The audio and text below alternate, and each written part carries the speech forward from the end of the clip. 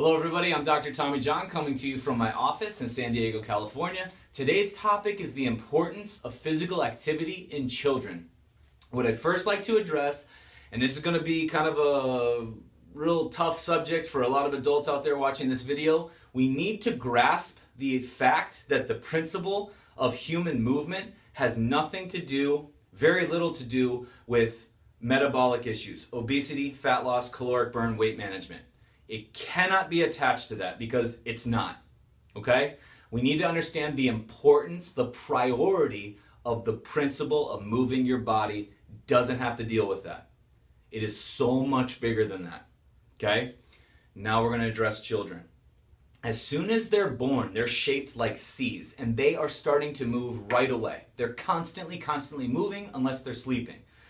First off, they try to lift their heads and hold their heads to form the cervical curve that protects the all-important brainstem that controls over 90% of the function of the body, which is one of the main reasons you would want to get checked regularly by a principal chiropractor before any symptom would ever come in. This is a critical area where that power has to be restored, flow restored, and nothing impinging that area right there. The innate spirit within the child knows that. That's why they form the neck first. Okay?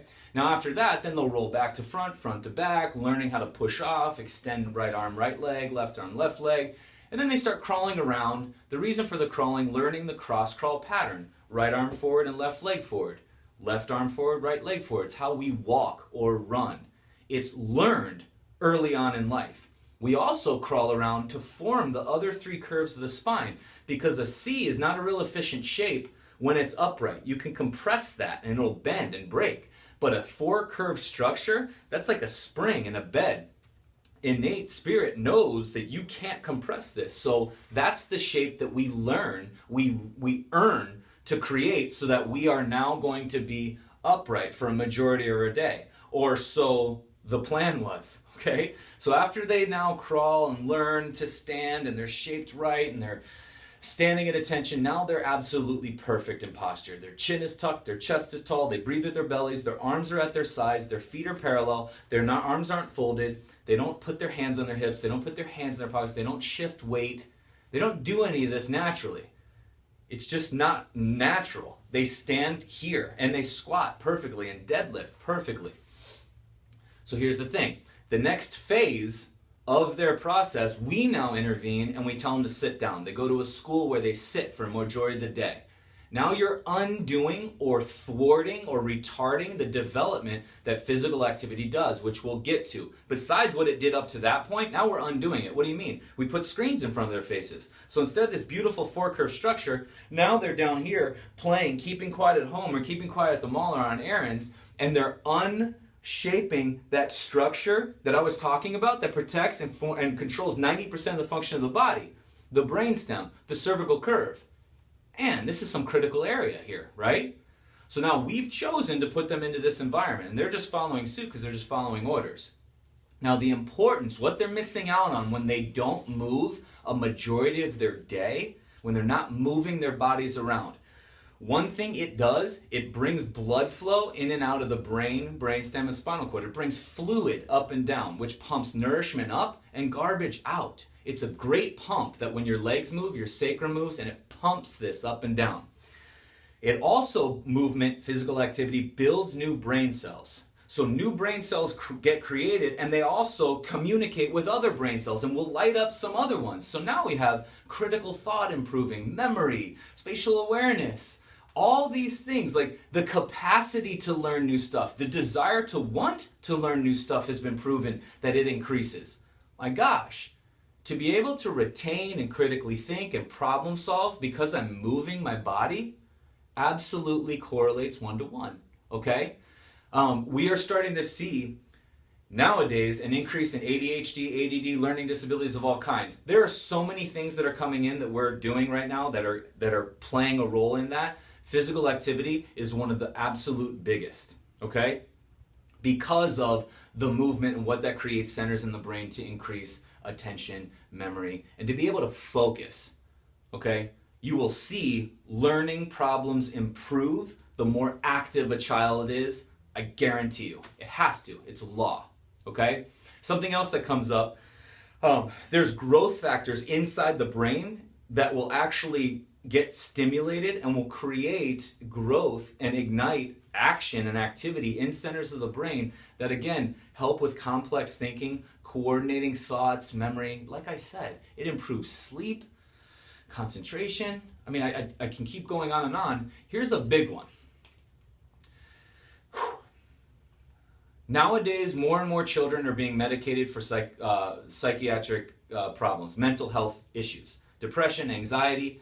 There are studies upon studies upon studies where physical activity is better, has a better effect internally to that child than all or most of the psychotropic drugs.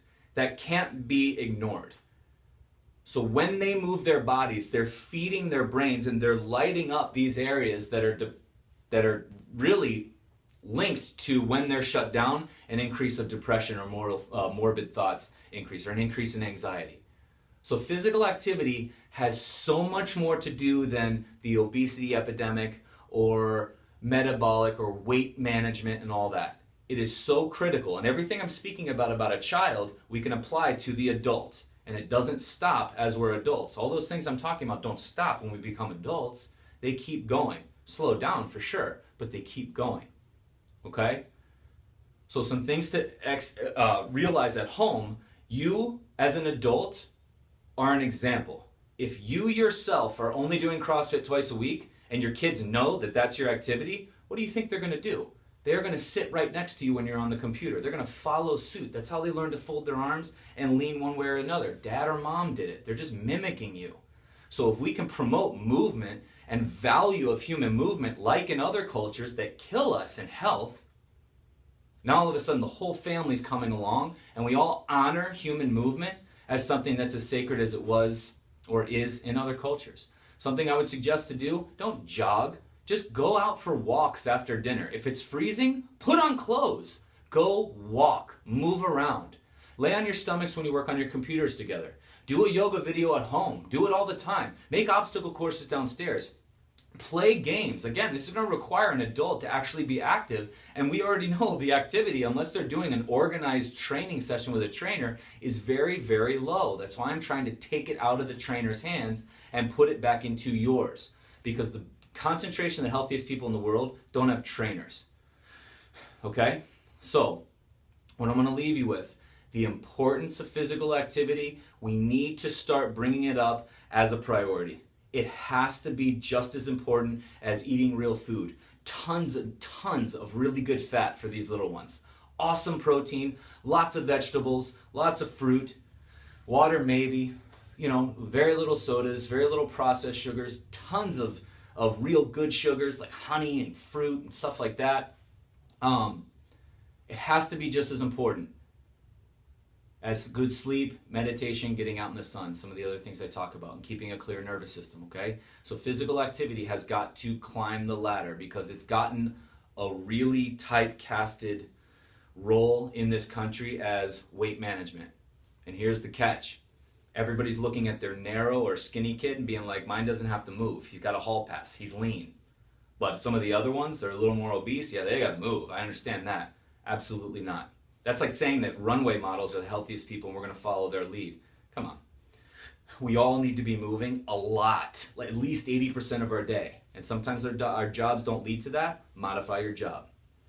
There is no excuse. We've got to keep moving our bodies. Kids watch us. Let's set good examples for them and force them to maintain that habit that they started and continued up until they were about 4 or 5, and then we took it from them and gave them screens and put them in schools and quieted them down and forced them to sit and be quiet and sit still.